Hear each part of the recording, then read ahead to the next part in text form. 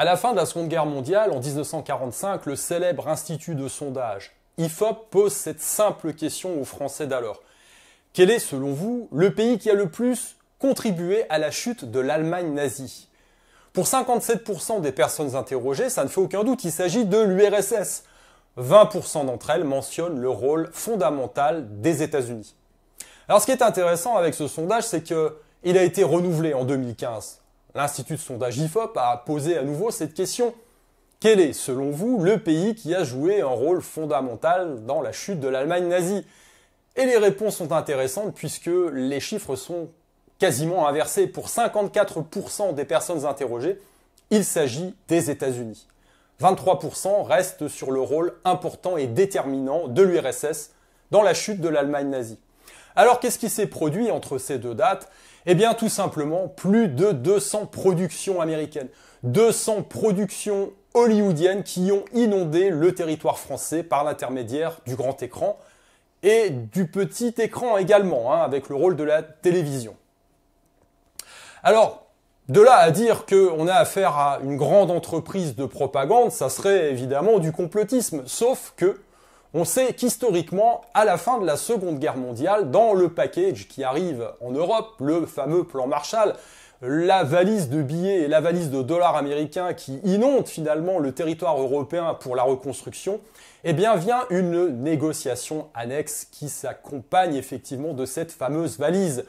60% des droits de diffusion du cinéma américain est alors accordé, notamment en France. On a les chiffres pour la France.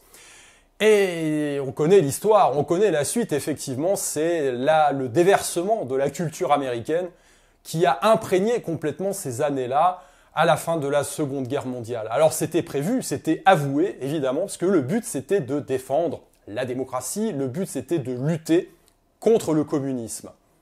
Alors vous allez me dire, c'est pas un phénomène nouveau. Utiliser les médias pour pousser des messages, pour véhiculer une idée, véhiculer même une propagande, allons plus loin dans l'appellation du terme. Non, c'est pas quelque chose de nouveau puisque tous les gouvernements font ça. L'Allemagne nazie, à partir des années 30, a produit elle-même, sous Goebbels, à peu près 1200 films qui ont fait effectivement énormément d'entrées à l'époque et qui ont servi de support de propagande au régime en place. Alors, vous me connaissez, il ne s'agit pas effectivement de faire l'apologie de ceci ou de cela. Moi, je fais partie de l'extrême milieu. J'observe les situations, j'observe les cas, et j'essaye d'en déterminer effectivement des grands principes. Et là, le grand principe qui me vient à l'idée, c'est qu'effectivement, eh bien, nous sommes tous sous influence. Nous sommes tous sous programmation. Imaginez la puissance du truc, bien sûr. Alors évidemment, les médias évoluent, mais imaginez la puissance du cinéma à l'époque, imaginez la puissance de la télévision pour faire évidemment passer des messages à travers des œuvres de fiction pour amener effectivement le public à être formaté d'une certaine façon à certaines idées, à certaines idéologies. Alors encore une fois, comme je le dis, c'est pas quelque chose de nouveau, Maîtrisez les médias, vous maîtriserez l'opinion publique et ensuite vous maîtriserez évidemment la façon de penser des gens, vous maîtriserez le politique. Donc vous maîtrisez le pouvoir. Médias et argent, vous maîtrisez le pouvoir, tout simplement. Alors évidemment, les exemples sont légion, on pourra en mentionner d'autres.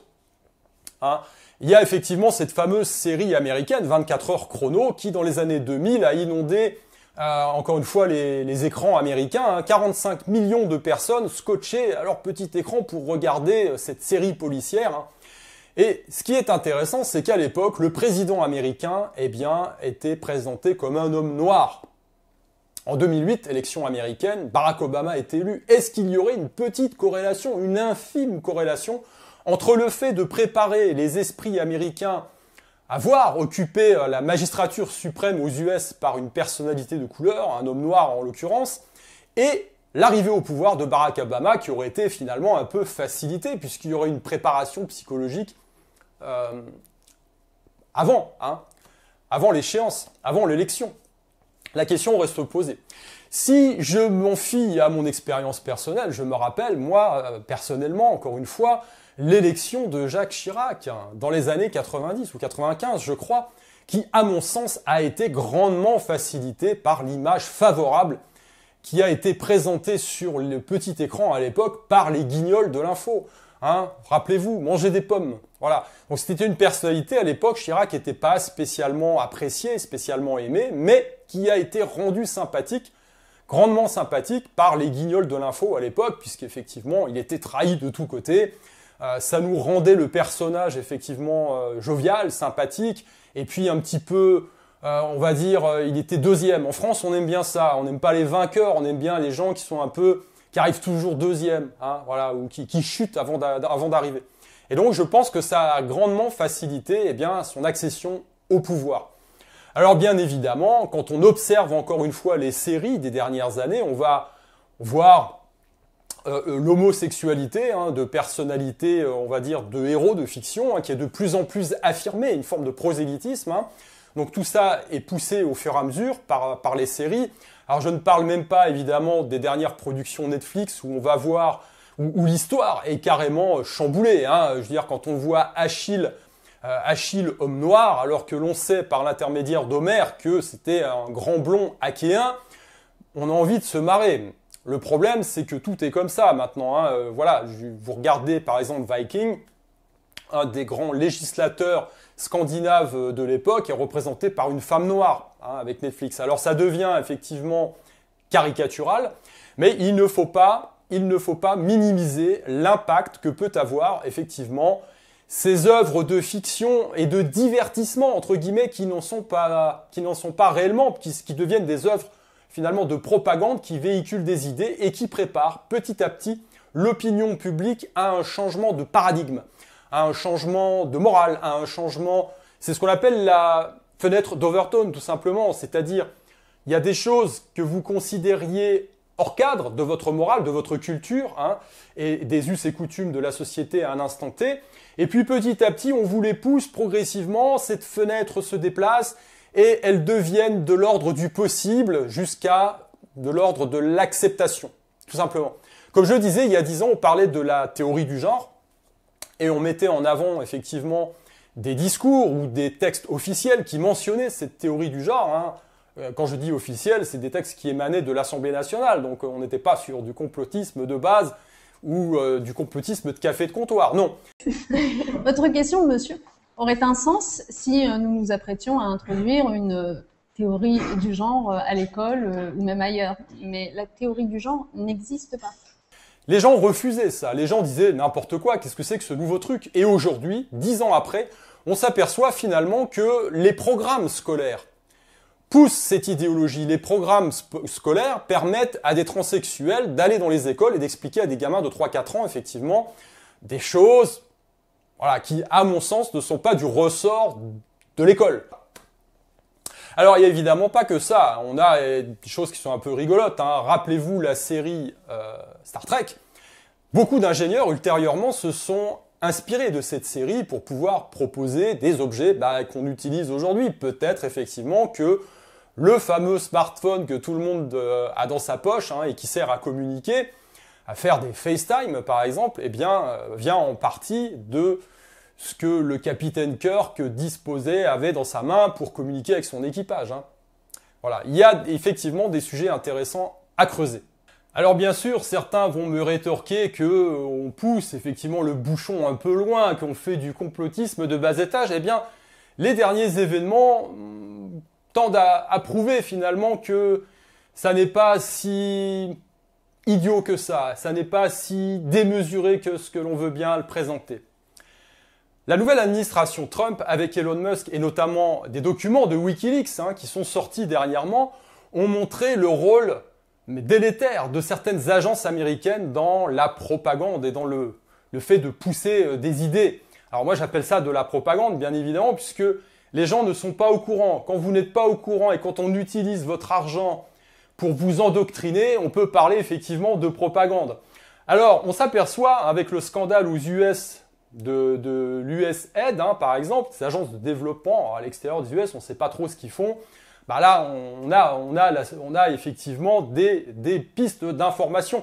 500 millions de dollars ont été utilisés pour acheter tout simplement des médias, des journalistes à l'extérieur et à l'intérieur des États-Unis, bien évidemment, pour pousser certaines idéologies. Alors, Ça vous sera toujours présenté en disant, bah non, on est en lutte à quelque chose, hein, comme à la fin de la Seconde Guerre mondiale, où effectivement, on utilise le cinéma hollywoodien pour déverser effectivement une idéologie sur le public avec ce motif louable de lutter contre le communisme. Mais ben là, ça va être exactement la même chose. C'est-à-dire qu'on va payer des journalistes, hein, par exemple les fameux fact-checkers, hein, puisqu'il y a des gens qui sont opposés qui sont contre la science. Hein. Rappelez-vous, il y a quelques années, 2020, 2021, des gens qui sont opposés à la science, hein, qui doivent effectivement gober que un homme né homme biologiquement peut devenir une femme ou une licorne ou un renard. Hein. Donc ça, c'est scientifique. Mais par contre, effectivement, un produit qui a été produit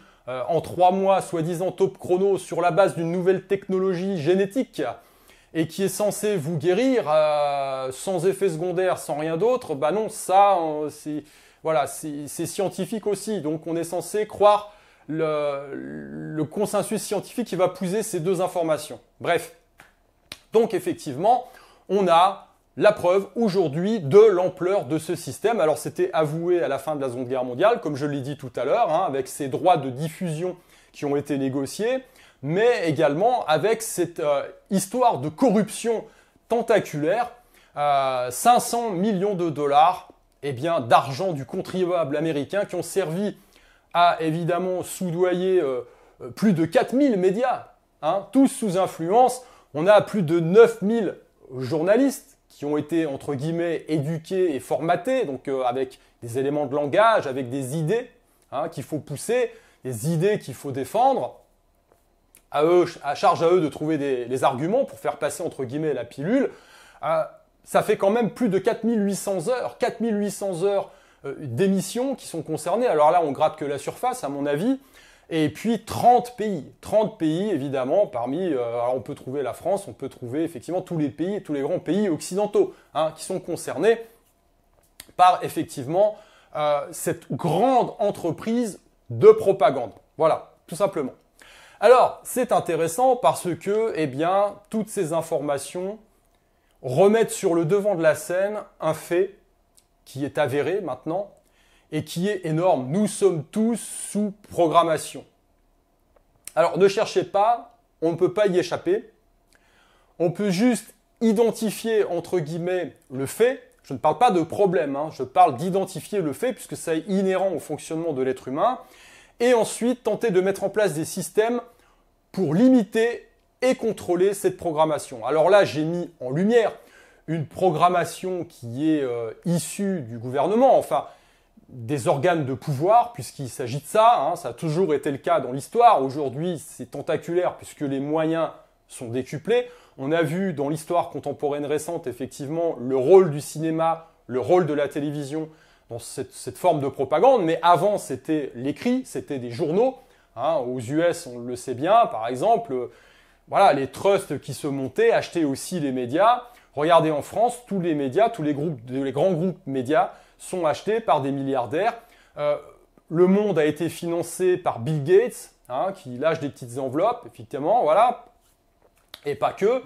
Et donc, forcément, à partir du moment où vous n'êtes pas indépendant, vous êtes tenté, au mieux, de mettre un couvercle sur les choses qui fâchent, au pire, de pousser un discours qui va dans le sens de celui qui a payé.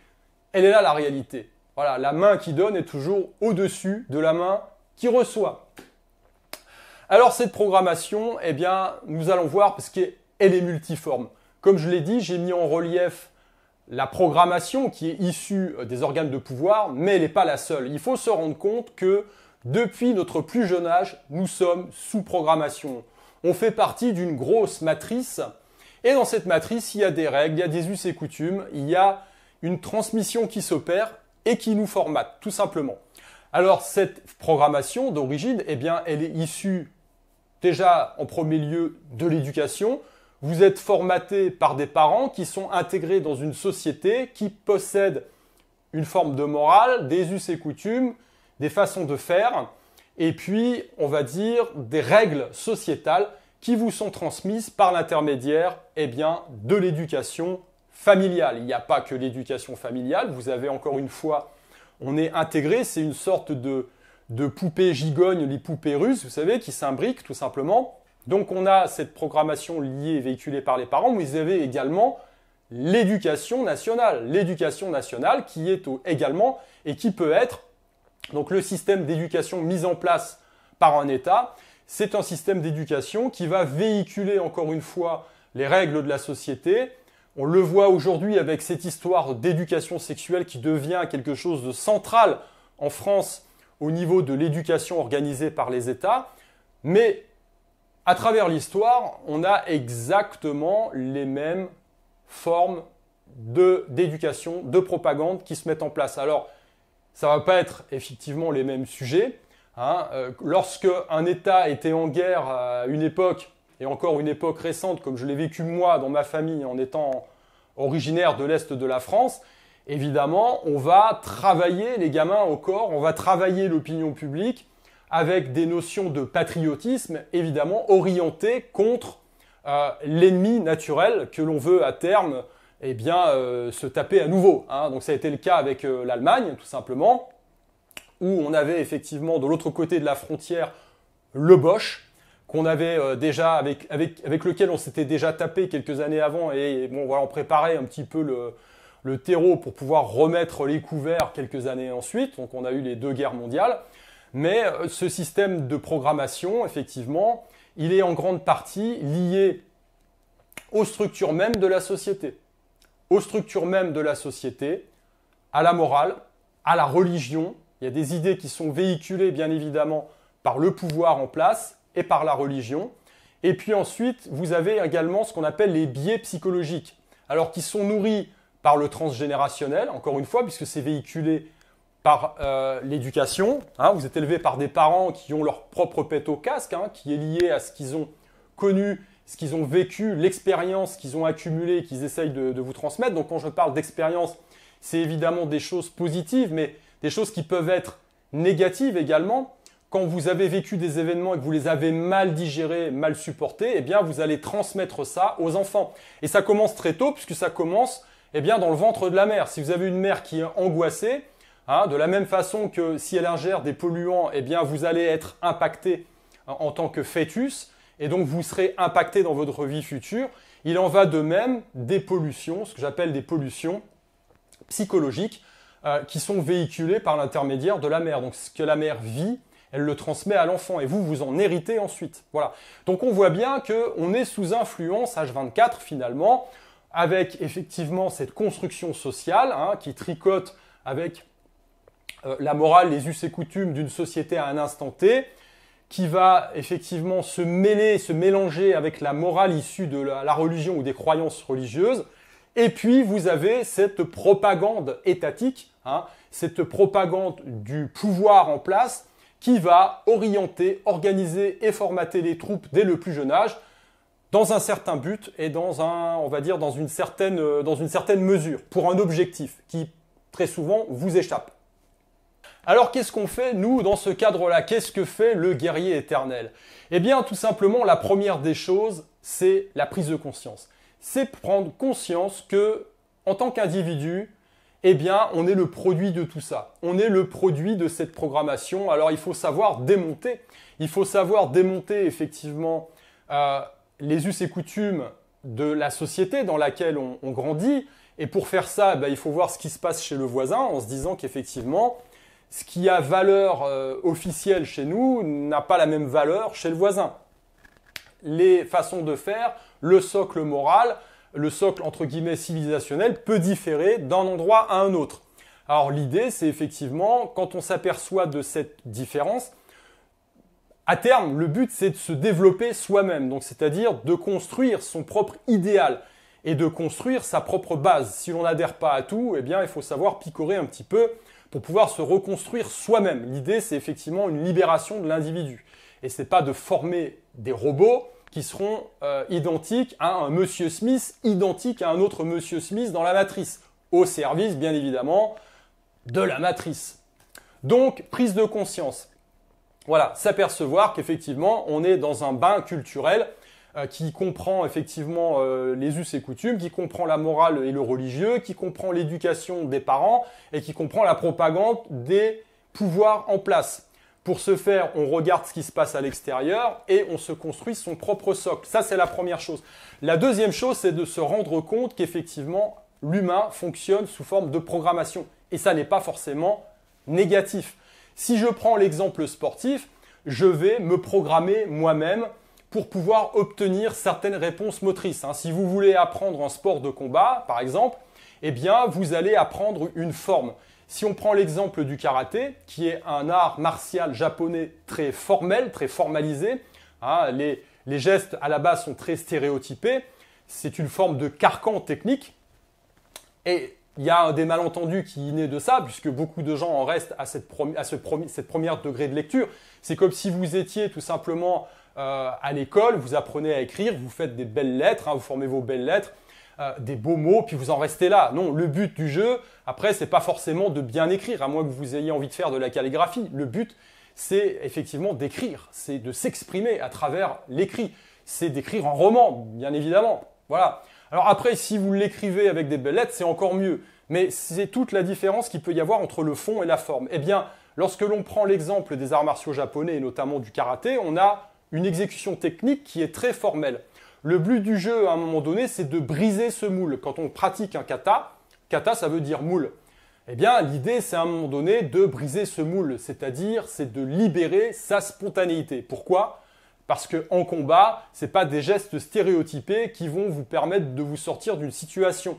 C'est votre spontanéité, votre adaptabilité, votre résilience face à une situation qui est par nature changeante. Vous êtes face à quelqu'un, vous ne le connaissez pas, vous ne savez pas ce qu'il va faire, lui-même parfois peut avoir des réactions qui sont inattendues, il va falloir que vous développiez cette spontanéité du geste dans l'instant pour pouvoir vous adapter, pour pouvoir amener l'autre sur votre terrain, pour pouvoir vaincre et du moins sortir en vie de la confrontation. Voilà.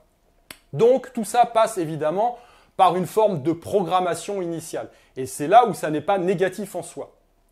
On est tous programmés. Il faut utiliser cette programmation. Là où ça devient négatif, c'est lorsque l'on ne se rend pas compte de cette programmation et lorsque l'on n'est pas capable, à un moment donné, de briser le moule pour pouvoir s'en extraire et pour pouvoir faire jaillir la spontanéité. Voilà. Donc j'aimerais terminer cette vidéo sur ce message, parce que l'éducation du guerrier éternel, c'est ça, c'est une prise de conscience à la fois du système de programmation qui est mis en place autour de nous depuis la naissance et qui est lié à différents facteurs, comme je l'ai expliqué. Prendre conscience de cette programmation, se rendre compte que toute programmation n'est pas négative en soi, mais l'idée c'est de savoir pourquoi je me soumets à telle programmation plutôt qu'à une autre. Si je me soumets à la programmation d'apprendre à me défendre et de me mettre dans un moule et dans un cadre et dans un carcan technique, c'est parce que je sais que ça va être bénéfique pour moi. Si j'accepte à un moment donné d'écouter des schémas, on va dire, mythologiques qui valorisent l'esprit guerrier, qui valorisent le courage, l'honneur, le sens du sacrifice, c'est pas parce que ça a toujours été comme ça, c'est parce que c'est utile, ça m'est utile dans mon incarnation. Aujourd'hui, j'ai besoin effectivement de faire preuve de courage et de ne pas être une fiotte soumise. Donc, je conserve cette programmation. Voilà, ça c'est le deuxième point. Mais ensuite, il faut savoir en sortir. Il faut savoir briser le moule dans lequel le guerrier s'est intégré volontairement pour se former, pour se formater d'une certaine façon. Mais ensuite, il faut se déformater. Il faut faire jaillir la spontanéité. Le but du jeu, c'est de révéler qui l'on est vraiment. Et moi, je suis différent de toi ou je suis différent de toi. Donc, je vais t'apporter un cadre, un moule, mais charge à toi ensuite de briser ce moule pour pouvoir libérer ce que tu es. Voilà. Et à mon sens, c'est la meilleure façon déjà aujourd'hui, dans notre vie quotidienne, d'être heureux. C'est-à-dire de ne pas appliquer des schémas sur pilotage automatique qui ne m'appartiennent pas, mais de découvrir qui je suis vraiment pour pouvoir enfin, tout simplement, découvrir ma mission de vie et puis avancer sur le chemin de la réalisation.